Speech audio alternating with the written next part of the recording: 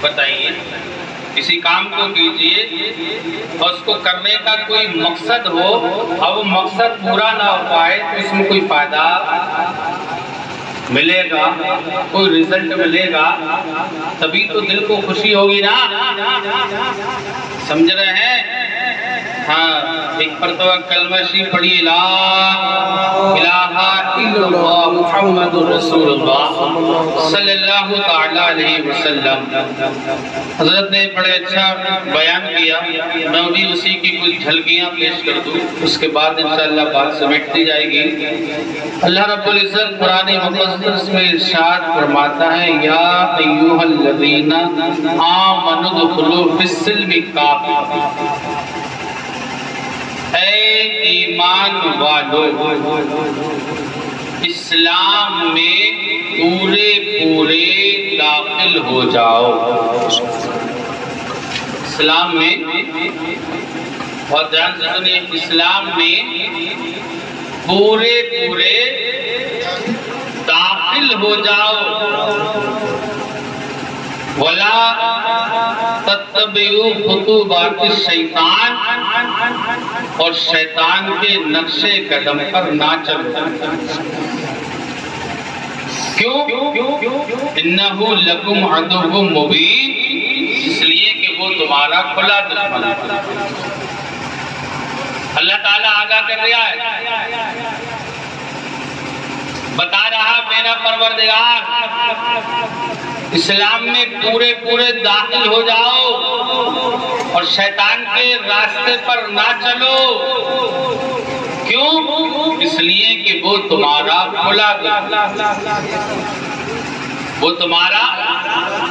کھلا دشمن ہے، خود پروردگار بتا رہا، فرما رہا۔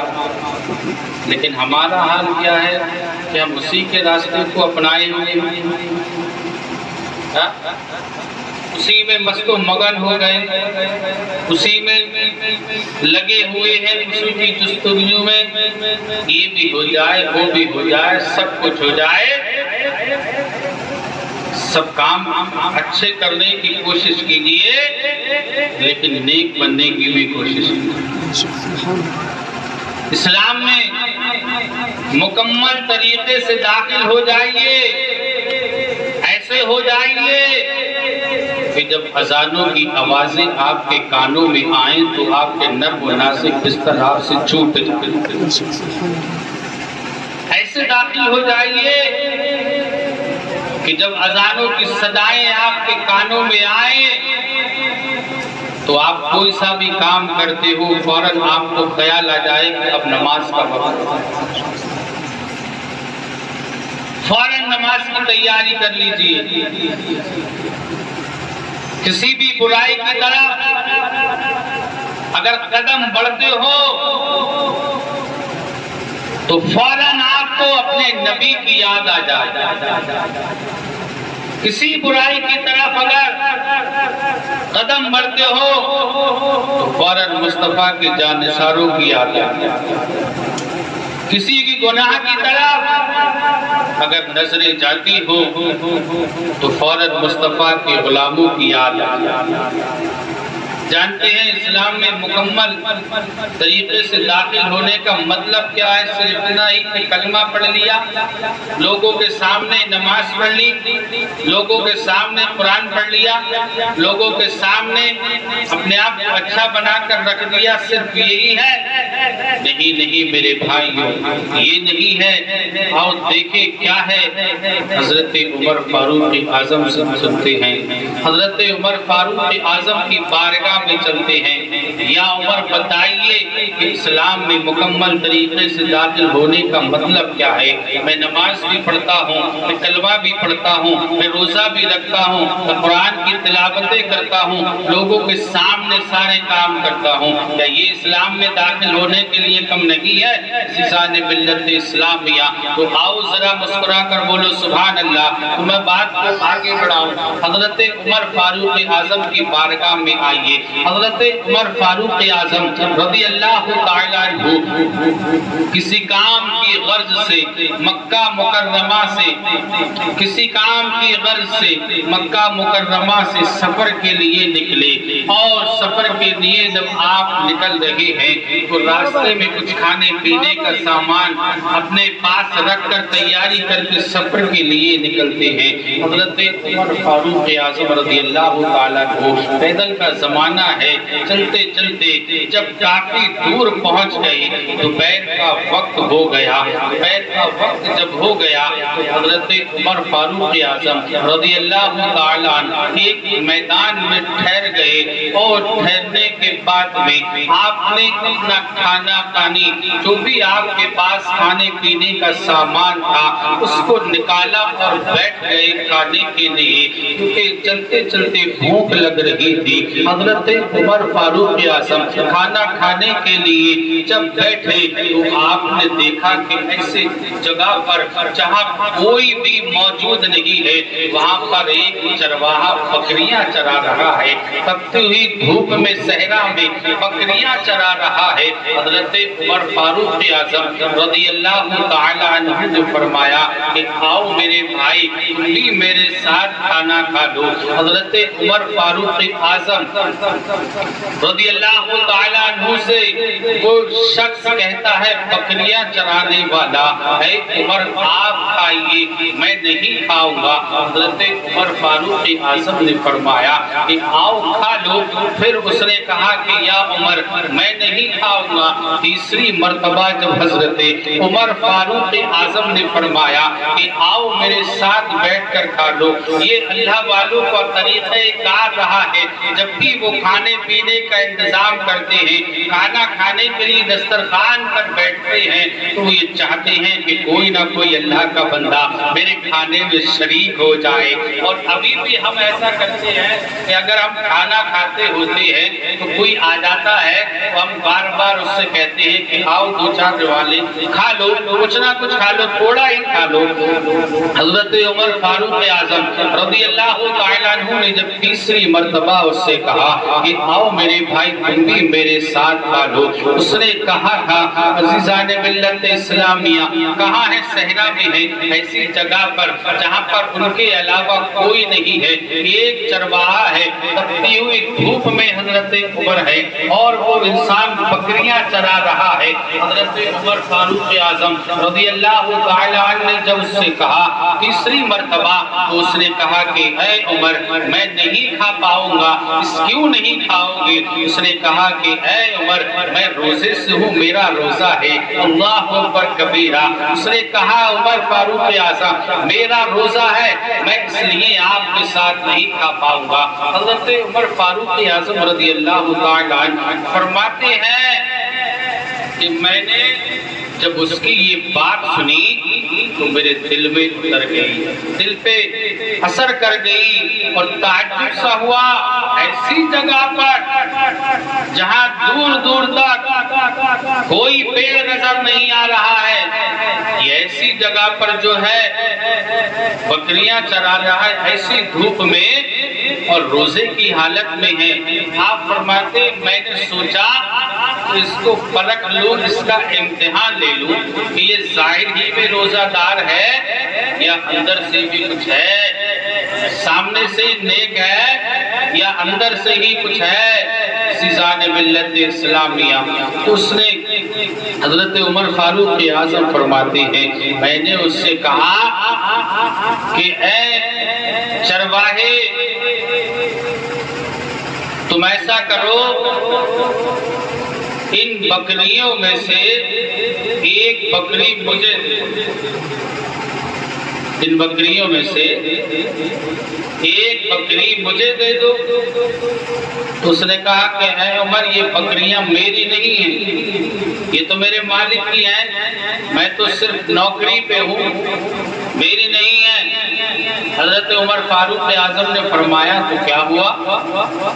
تمہارا مالک کوئی دیکھ تھوڑی رہا ہے، ان میں سے ایک بکری مجھے دے دو، اور اگر وہ پوچھے گا تو اس سے کہہ دینا کہ بھیڑیا لے گیا، بھیڑیا لے گیا۔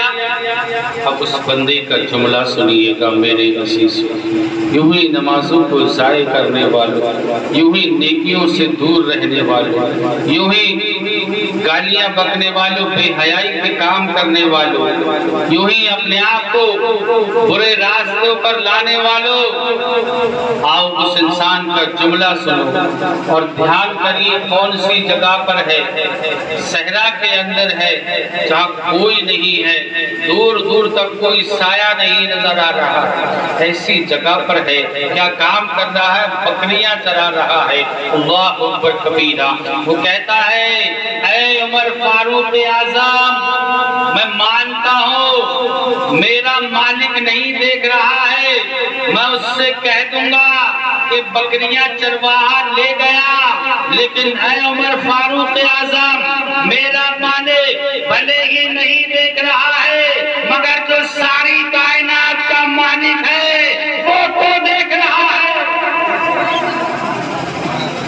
میرا مالک ہی تو نہیں دیکھ رہا ہے جس کا یہ مال ہے، لیکن وہ جو ساری کائنات کا مالک ہے وہ تو دیکھ رہا ہے۔ اس کو تو میں جو چاہوں گا وہ جواب دے دوں گا، لیکن اس پروردگار کو کیا جواب دوں گا؟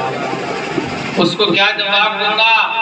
حضرت عمر فاروق اعظم رضی اللہ تعالی عنہ فرماتے ہیں جب اس نے یہ کہا تو دل پہ اور کیفیت طاری ہو گئی، یہ بات اور زیادہ دل پہ اثر کر گئی۔ میں نے اس سے پوچھا کہ تیرا مالک کون ہے؟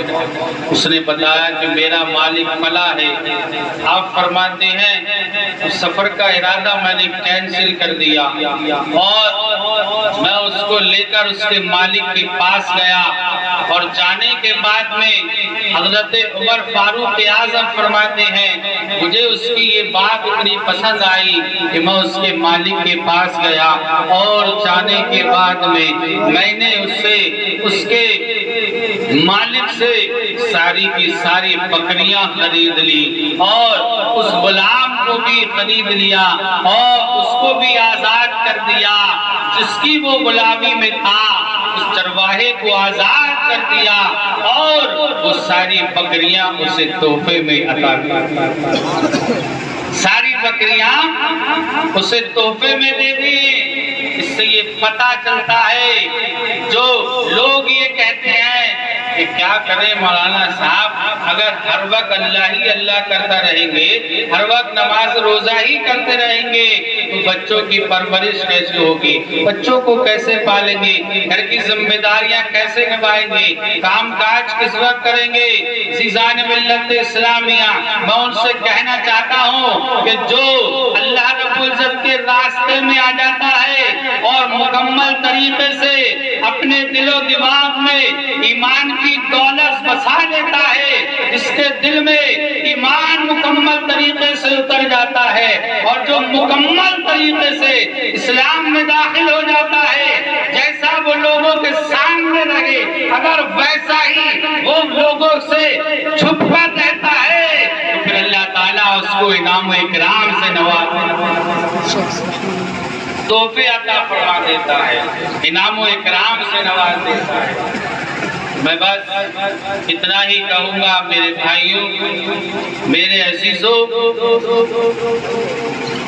جتنا بھی ہو سکے برائیوں سے بچیے، اچھے کام کیجیے، نیک بنیے، نمازی بنیے، اپنے علماء کی عزت کیجیے، علماء سے محبت کیجیے، مساجدوں سے مدارسوں سے محبت کیجیے، اپنے بھائیوں سے محبت کیجیے، اور دنیا کے خیالات سے دور رہیے، اپنے آپ کو اچھا اور نیک انسان بنانے کی کوشش کیجیے۔ کسی نے کہا تھا دو جہاں میں کام آئے دو، کوئی ایسا کام کیجئے آخرت میں بھی دو جہاں میں کام آئے گو کوئی ایسا کام کیجیے دو جہاں میں کام آئے گو کوئی ایسا کام کیجیے زندگی گائے کے پل مصطفیٰ کے نام کیجیے زندگی گائے کے پل مصطفیٰ کے نام کیجیے زندگی گائے کے پل مصطفیٰ کے نام کیجیے جنہوں نے اپنی پوری زندگی سرور کائنات صلی اللہ تعالیٰ علیہ وسلم کے نام کر دی کیا ان کی عزت میں کوئی کمی آئی کہ زمانہ انہیں بھولا سب سے بڑے غلام چاہنے والے سرکار سے محبت کرنے والے حضرت ابو بکر صدیق رضی اللہ تعالیٰ عنہ جب نبی کا حکم سنتے ہیں تو گھر کی ساری چیزیں حضور کی بارگاہ میں لے کر آ جاتے ہیں کیا انہیں دنیا بھولی کل بھی ہوتا تھا ان کا چرچا اور آج بھی ہوتا ہے اور ہمیشہ ہوتا رہے